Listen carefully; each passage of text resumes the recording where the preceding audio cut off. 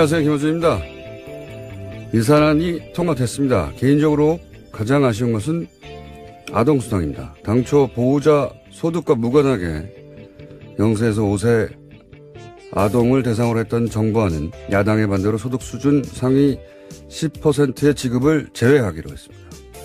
상위 10%는 그 돈 없어도 아이 키울 수 있지 않느냐. 보수가 항상 주장하는 선별 복지죠. 19세기 초 나폴레옹은 프랑스 혁명을 계승한다며 봉건적 의무와 농노제 폐지 그리고 전 시민에게 단일한 세금 체계를 선언했습니다. 왕과 귀족끼리의 동맹으로 유지되던 봉건국가에서 국민이 국가를 구성하는 소위 국민국가로 역사는 그렇게 발전을 합니다. 왕이나 귀족이 아니라 국가에 세금과 병역의 의무를 지고 국가는 그 국민의 보호 의무를 지게 된 거죠. 이후 가난한 빈민을 구제하는 구휼의 개념을 넘어서 국가가 국민 보편적 삶의 기본을 보장하는 복제 개념이 탄생합니다. 강도를 신고하면 경찰이 당신 소득이 상위 10%인가 아닌가 묻고 나서 출동하는 게 아니죠. 치안은 국가가 국민 모두에게 지는 보편 의무라서 그렇습니다. 자격은 국민이기만 하면 됩니다. 0세에서 5세까지 아동에게 국가가 삶의 기본에 대한 의무를 지겠다. 그 자격은 대한민국의 아동이기만 하면 된다. 이게 보편복지죠.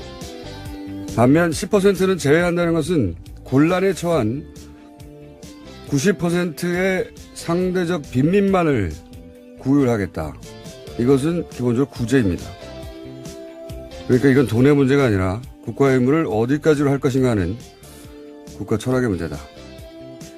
역사가 한 걸음 더 나아가는 걸 누군가 막았다. 김원준 생각이었습니다.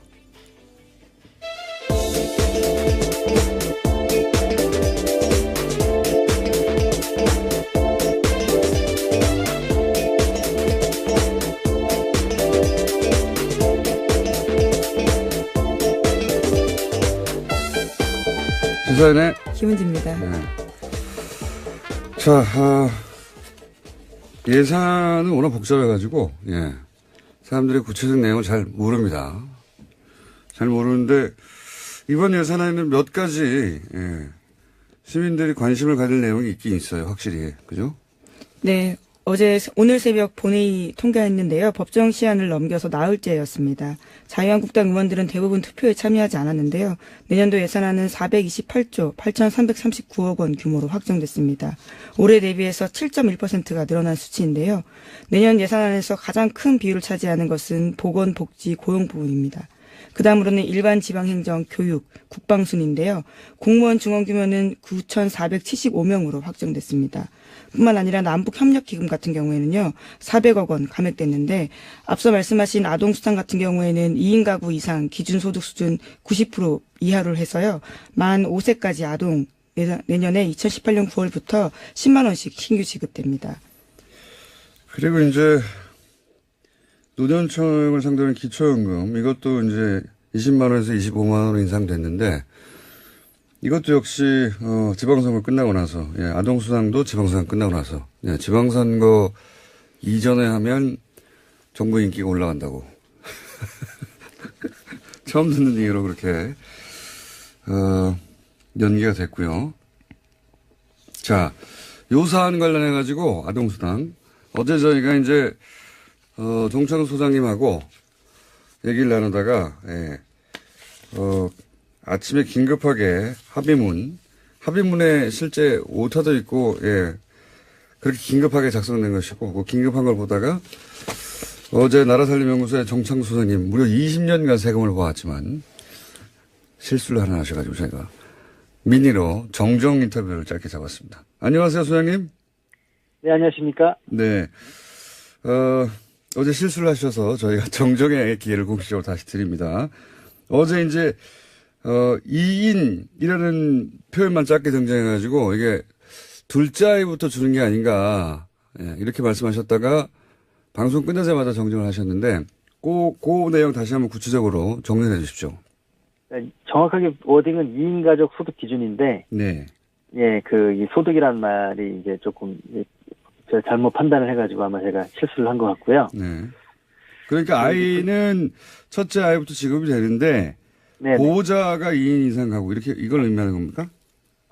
뭐 아이가 있어야 3인이 될 테니까. 아, 그렇죠. 이제 네. 또 부모가 한 사람일 수도 있고 뭐 그러니까 네. 소득 기준이 2인 가족 기준이라는 거고요. 아, 소득 기준이 2인 가족 기준이다. 예. 네. 그런데 이제 여기에 또 거기에 여러 가지 얽힌 문제가 많이 돼서 어제 복지부 공무원하고도 통화를 했는데요. 예. 구체적으로 좀 설명해 주십시오. 어떻게 된다는 겁니까? 예산은 반 정도 줄어드는 건 사실이고요. 아, 예산을, 그래서 그렇게 또 생각하셨군요. 예산이 반으로 줄었으니까, 1인에서 2인으로 만든 거, 첫 번째 아이에서 두 번째 아이까지로 이렇게 확대해버린 거구나. 이렇게 연결 생각하신 거군요. 이게 10% 줄고 기간이 줄고 뭐 이렇게 해갖고 반을 줄었는데. 소장님 너무 많이 알면 그렇게 됩니다. 하여튼 예산도 절반으로 줄었다. 예. 그리고. 이것 때문에 어제 실시간 검색 1위가 막 유튜브 그래서 깜짝 놀랐어요. 네. 네, 아무튼 그런데 여기에 지금 우리가 좀 간과하지 말아야 될 문제가 뭐가 있냐면 예. 거기에 이렇게 바쁘게 쓰다 보니까 소득 기준이라고만 표시를 한 거예요. 소득 기준. 예. 그래서 재산 기준이란 말이 안 들어가서 예. 이 복지부에서도 이걸 재산 기준을 어떻게 넣어야 되는 거냐 지금 막 그 약간 멘붕 상태에 지금 어떤 차이가 있는 겁니까? 왜냐하면 그 소득 그 근로소 월급 받는 분들 네네. 그런 분들은 소득이 좀 클리어하잖아요. 예. 근데 그게 별로 없고 재산 부동산 뭐 이런 분들 투명하지 않은 분들 분들이 예를 들어서 그 경우에 뭐 100억대 건물주다. 네 이럴 경우에 이제 그 소득이 정확하게 안 잡힐 수도 있다. 임대료도 막 등록이 안 돼 있고 막 그런 분들. 아하. 그러니까 실제 봉급 생활자들은 그 급여가 높다고 빠지는데 예, 훨씬 더 실제로는 많이 버는 건물주들은 받을 수도 있다. 이런 얘기겠네요. 네, 그래서 이후에 이게 이제 좀 다시 바뀌어야 될 것 같고요. 예. 또 하나는 뭐냐면 이게 이제 봉급 소득자들 안에서도 예. 맞벌이 부부들이 있잖아요. 예. 맞벌이 부부 합산이니까 예. 가구소득 기준이니까 그러면 부부가 합산되면 예를 들면 지금 3인 가족 기준으로 했을 때 그 뭐 723만 원 뭐 부모와 아이를 둘이면 800만 원 뭐 이렇게 되는데 예. 700만 원이라고 치면 예. 부부가 합쳐서 700만 원을 벌면 또 20%에 드릴 수 있는 거죠. 그리고 또 제가 이제 이걸 보다가 아직 언론에서 그 대목을 지적하지 않던데 네.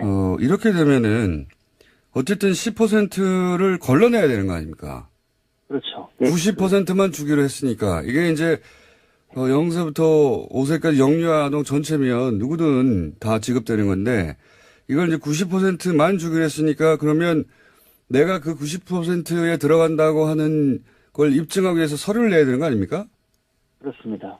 그거 문제도 있고요. 예. 그러니까 이 시민들의 불편도 있고 공무원을 늘려야 되는 문제가 있습니다. 또. 그렇죠. 예. 왜냐하면 예. 국세청에서 우리나라 국세청이 세계에서 1위거든요. 1인당 그 세금을 걷는 액수가 전산화돼가지고. 예. 그런데 그 탈세라든가 아니면 민원을 처리하는 분들이 예. 그 겨우 뭐 1%도 안 되는 돈 때문에 그 전체 조직의 20%가 움직이거든요. 그렇겠군요. 그런 것처럼 마찬가지로 여기서도 누가 10%냐, 그렇죠. 예. 90% 이걸 가려내는 행정 저기 들어가고요.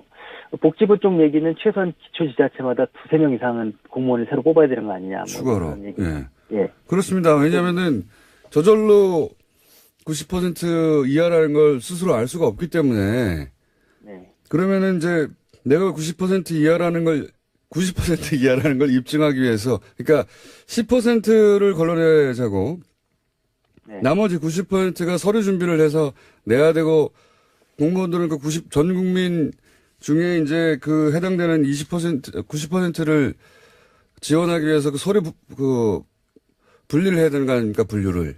굉장한 낭비인데요, 사실. 예. 대상자가 253만 명인데요. 예.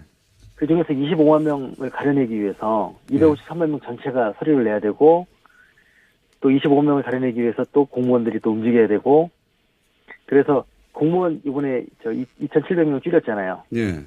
한 1,000명은 이것 때문에 들어갈 가능성이 있습니다. 그러니까 자본장부 뭐 얘기하면서 이걸 줄였는데 실제로는 이것 때문에 더 큰 정보가 필요하게 생겼어요. 앞뒤가 안 맞는 그래서 막상 하면 더 숫자가 늘어날 수 있다는 게 전문가들 얘기입니다. 알겠습니다.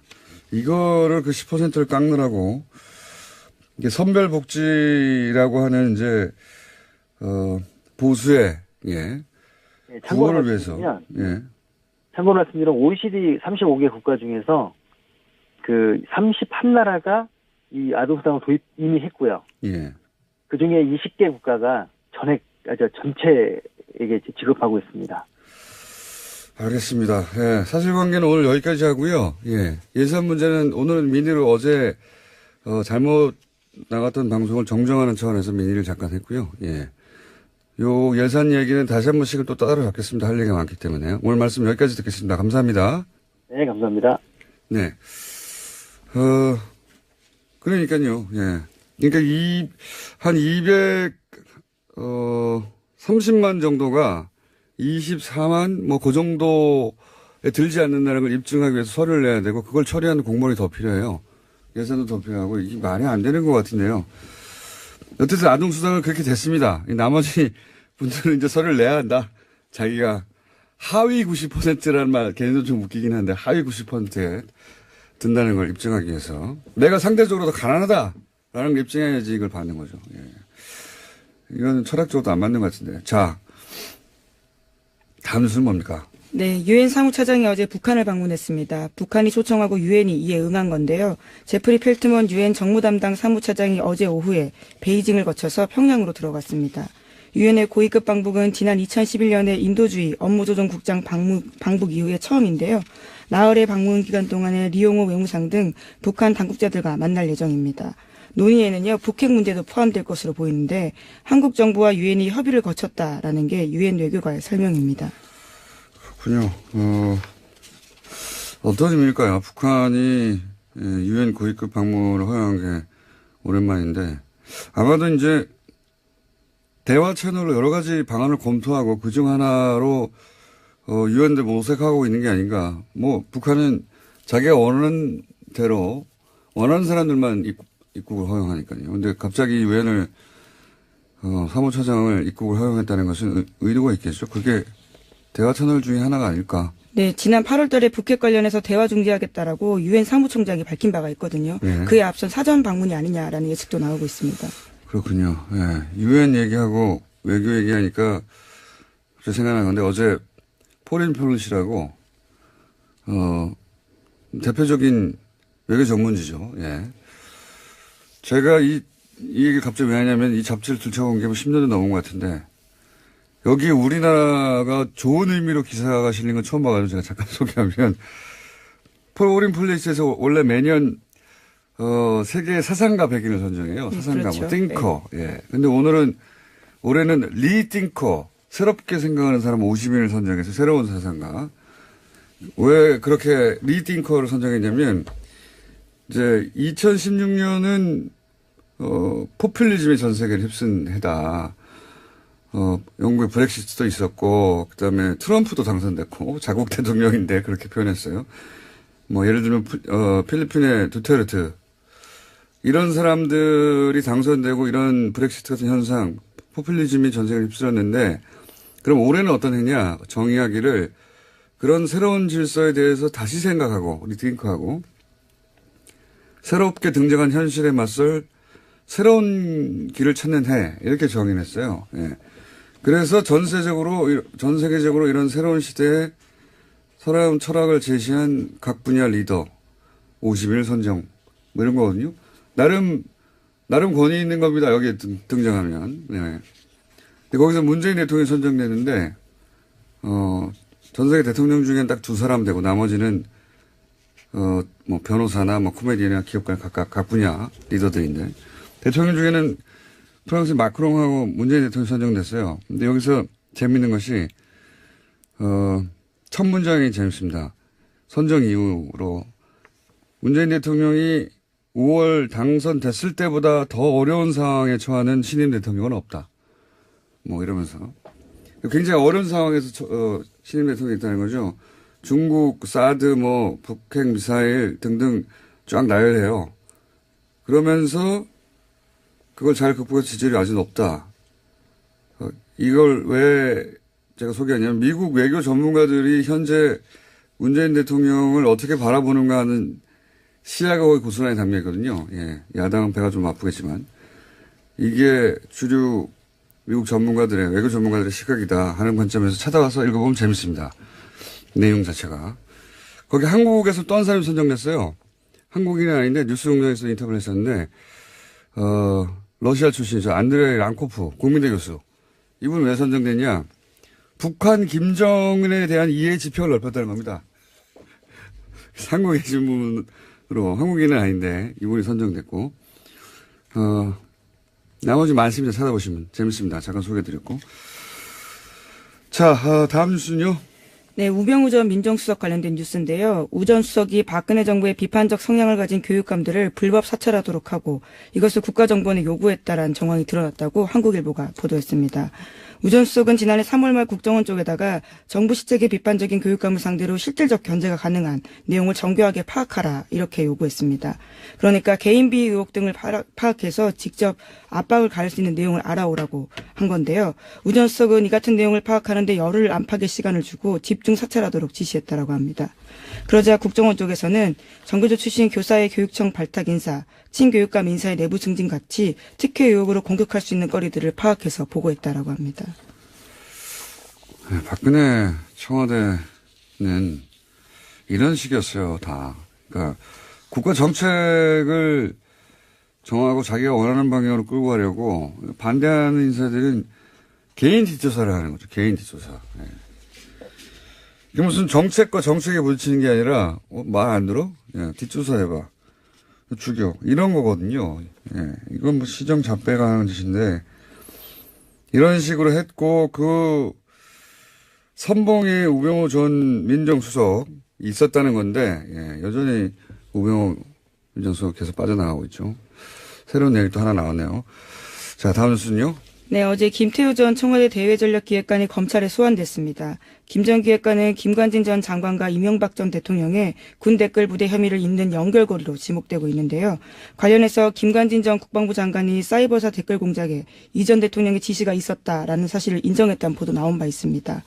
그런데 이런 보도가 나온 직후에요. 김태호 전 기획관과 이명박 전 대통령 두 사람이 만난 정황을 검찰이 포착했다고 JTBC가 보도했습니다. 김 전 기획관의 휴대전화에 관련된 정황이 남아있다라는 겁니다. 그렇군요. 댓글 공작 관련해서 대통령 지시를 인정했다. 네, 인정했다는 사실에 대해서는요. 이미 보도해 드린 바가 있는데요. 그 보도를 보고 황급하게 연락한 정황이 나온 겁니다. 그렇군요. 이분도, 예, 본인은 절대 자살하지 않는다는 선언을 해야 되지 않을까. 예. 저는 이런 뉴스를 볼 때마다 그런 생각이 듭니다. 예. 만났겠죠. 당연히. 예. 자, 이 뉴스는 아마 후속으로 뭐가 계속 앞으로 나올 것 같으니까 만났다고 한다까지만 저희가 알려드리고. 자, 다음 뉴스는 뭔가요? 네, 문무일 검찰총장이 어제 국정원 등 주요 적폐 수사를 관련해서 자신의 입장을 밝혔는데요. 올해 안에 마무리하겠다라는 겁니다. 문 총장은 그러면서 수사 피로감이라는 단어를 쓰기도 했는데요. 수사 일정과 관련해서 언급한 내용의 핵심은 모든 수사들이 검찰에 집중되어 있기 때문에 이것을 연내에 마칠 거다라는 겁니다. 주요 부분에 대해서는 연내에 끝내고 내년부터는 민생사건 수사에 집중하겠다라는 말도 했는데요.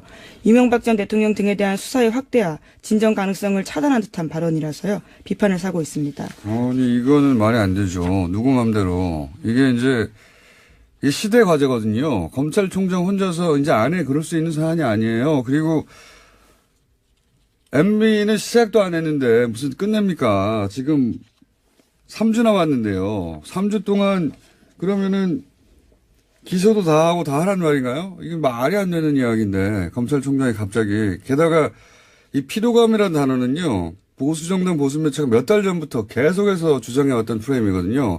이거 피로감 온다. 피로감 안 왔어요. 예. 국민 피로감 아직 안 왔어요. 피로감이 오기는커녕 아니 MB는 아직도 시작도 안 했는데 뭘 끝냅니까? 이건 문무일 총장의 개인적인 발언인지 지금 실제 이제 서울중앙지검과는 교감이 없었던 것 같다고 보도하고 있잖아요. 네, 그렇죠. 오늘 아침 한겨레 신문이 그렇게 보도하고 있는데요. 어제 문 총장 같은 경우에는 수사 피로감을 내세우면서 이런 말도 했습니다. 사회 발전에 도움이 안 된다라는 겁니다. 누구 맘대로 그런 거를 발전에 도움이 된다 안 된다고 정합니까? 예, 심지어 서울중앙지검 수사팀 관계자 말에 따르면요. 제일 먼저 사건이 왔던 댓글 사건 같은 경우에도 추가 확인 작업을 진행하고 있다라는 건데요. 아직까지 계속하고 있다라는 겁니다. 아니, 지금 김태호 전 대외전략기획관은 이제 처음으로 소환됐는데요. 무슨 끝냅니까, 이제. 이건 말이 안 되는 이야기고요. 이런 얘기를 했다면 저희가 또 관련 인터뷰를 또 잡아봐야 되겠네요. 예. 이건 말이 안 된다고 봅니다. 이게 모르겠어요.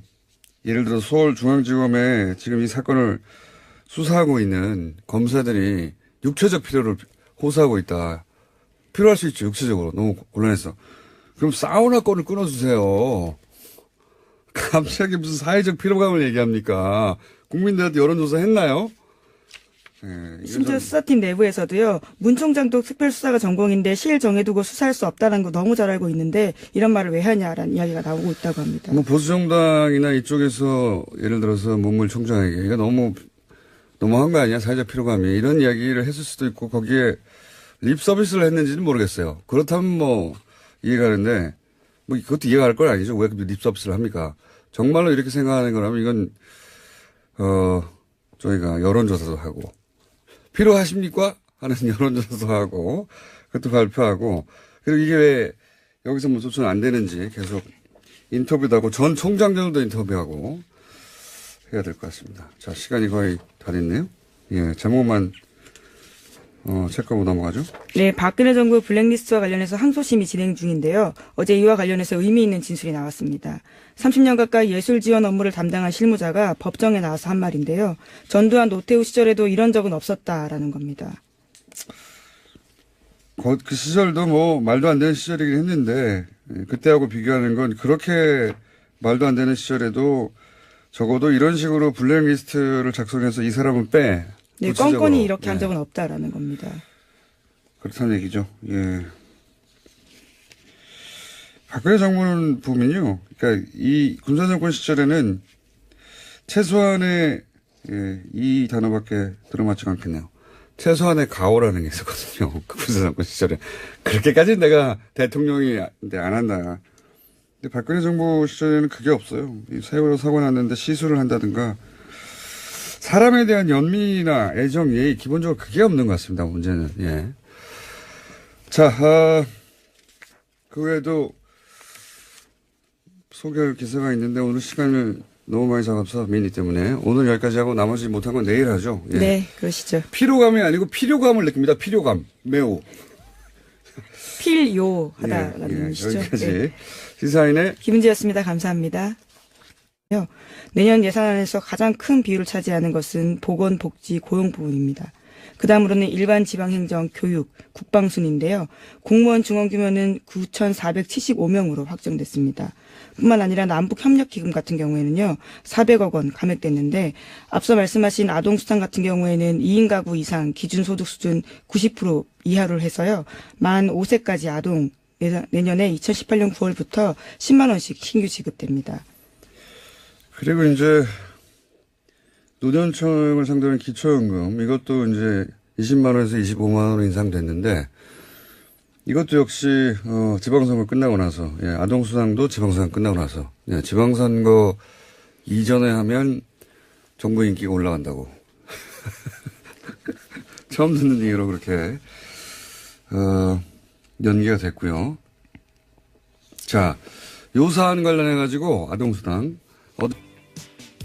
이후 가난한 빈민을 구제하는 구휼의 개념을 넘어서 국가가 국민 보편적 삶의 기본을 보장하는 복제 개념이 탄생합니다.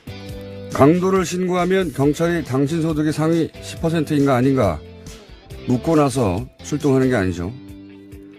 치안은 국가가 국민 모두에게 지는 보편 의무라서 그렇습니다. 자격은 국민이기만 하면 됩니다. 0세에서 5세까지 아동에게 국가가 삶의 기본에 대한 의무를 지겠다. 그 자격은 대한민국의 아동이기만 하면 된다. 이게 보편복지죠. 반면 10%는 제외한다는 것은 곤란에 처한 90%의 상대적 빈민만을 구휼하겠다. 이것은 기본적으로 구제입니다. 그러니까 이건 돈의 문제가 아니라 국가의 의무를 어디까지로 할 것인가 하는 국가 철학의 문제다.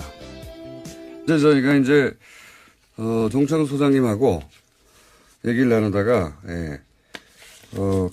아침에 긴급하게 합의문에 실제 오타도 있고, 그렇게 긴급하게 작성된 것이고, 그 긴급한 걸 보다가 어제 나라살림연구소의 정창 소장님 무려 20년간 세금을 모았지만 실수를 하나 하셔가지고 저희가 미니로 정정 인터뷰를 짧게 잡았습니다. 안녕하세요, 소장님. 네, 안녕하십니까? 네. 어제 실수를 하셔서 저희가 정정의 기회를 공식적으로 다시 드립니다.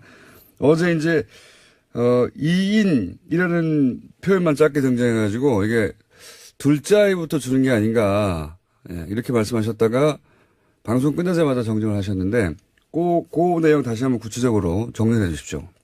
네, 정확하게 워딩은 2인 가족 소득 기준인데, 네. 이 소득이란 말이 이제 조금, 제가 잘못 판단을 해가지고. 역사가 한 걸음 더 나아가는 걸 누군가 막았다. 김원준 생각이었습니다.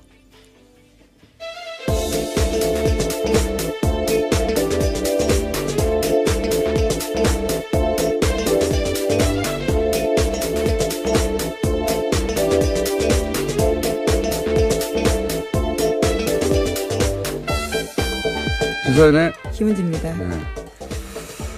자, 예산은 워낙 복잡해가지고, 사람들이 구체적 내용을 잘 모릅니다. 잘 모르는데, 이번 예산에는 몇 가지, 시민들이 관심을 가질 내용이 있긴 있어요. 확실히. 그죠? 네. 오늘 새벽 본회의 통과했는데요. 법정 시한을 넘겨서 나흘째였습니다. 자유한국당 의원들은 대부분 투표에 참여하지 않았는데요. 내년도 예산안은 428조 8,339억 원 규모로 확정됐습니다. 올해 대비해서 7.1%가 늘어난 수치인데요. 안녕하세요. 김호준입니다. 예산안이 통과됐습니다. 개인적으로 가장 아쉬운 것은 아동수당입니다. 당초 보호자 소득과 무관하게 0세에서 5세 아동을 대상으로 했던 정부안은 야당의 반대로 소득 수준 상위 10%의 지급을 제외하기로 했습니다. 상위 10%는 그 돈 없어도 아이 키울 수 있지 않느냐. 보수가 항상 주장하는 선별 복지죠. 19세기 초 나폴레옹은 프랑스 혁명을 개선한다며 봉건적 의무와 농노제 폐지 그리고 전 시민에게 단일한 세금 체계를 선언했습니다. 왕과 귀족끼리의 동맹으로 유지되던 봉건국가에서 국민이 국가를 구성하는 소위 국민국가로 역사는 그렇게 발전을 합니다. 왕이나 귀족이 아니라 국가에 세금과 병역의 의무를 지고 국가는 그 국민의 보호 의무를 지게 되는 거죠.